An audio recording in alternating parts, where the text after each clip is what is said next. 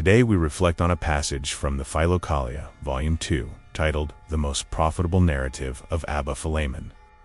In this reading, Abba Philemon speaks on prayer, vigilance, solitude, purity of mind, and the inner struggle against the passions. Fight, O Lord, against them that fight against me, for I am powerless against them. Then, seeing your humility, he will speedily send you his help. If you travel with a companion, do not accept idle talk, but keep your mind occupied with spiritual thoughts, forcing it to remain in the harbor of passionlessness. The brother asked the starets, "What should I do, Father? During my night rule I become heavy with sleep, and this prevents me from praying with sobriety and keeping vigil." The starets replied, "When you can pray with sobriety, do not touch manual work. But if sleep overcomes you after struggle, then take up work with your hands." The brother asked him, "And you yourself, Father, do you not become heavy with sleep during vigil?" The starets replied, "When sleepiness comes upon me, I begin reading the Gospel of St. John. Raising the eyes of my mind to God, and sleep immediately disappears. In the same way I extinguish evil thoughts with tears like a flame. Hold fast to your secret instruction, and perform with zeal the prayers handed down by the Holy Fathers. Strive to do nothing merely to please men, and keep no enmity toward any brother, lest you separate yourself from God. Guard your mind carefully, and keep watch over your inner thoughts. When standing in church preparing for the holy mysteries of Christ, do not leave until you have acquired peace. Think inwardly that you stand in heaven before God and his holy angels, preparing to receive him into your heart with fear and trembling."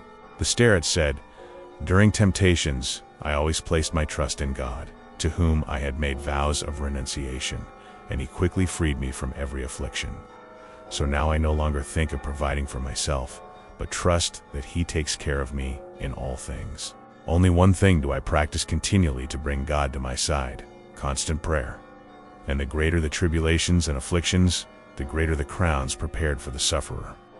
Therefore do not give way to faintness of heart, but fight courageously in the struggle. How could human nature resist the devil if the mighty hand of God did not protect and cover us? Yet victory over him is easy for those who truly renounce the world. Practice virtue and live in solitude with God, fighting for them. Such a man never allows his soul to remain idle, for God within him continually draws the mind toward divine light. Through prayer and the practice of virtue, he gains victory in battle." The brother who lived with Abba Philemon said that he could not bear idle talk if someone began speaking of something without profit to the soul. The starets remained completely silent and showed no interest whatsoever. Once the brother withheld bread from him for several days to test him. Yet the starets never asked for food or complained. When questioned, he replied, "Even if you withheld bread for 20 days, I would not ask for it, for as long as my soul endures, my body also endures." From the time I came to the skete, the starets said, "I have not allowed my thoughts to wander beyond the walls of my cell.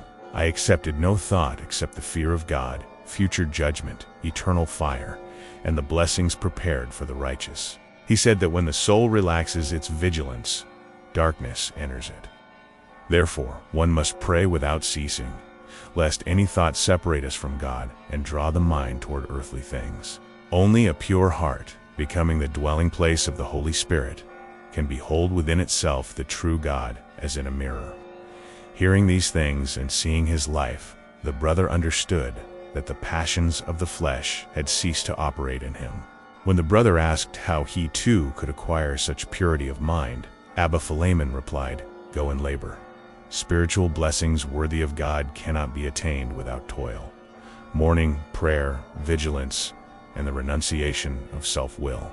He who wishes to succeed must abandon his own desires, acquire mourning and uncovetousness, and pay attention not to the sins of others, but only to his own.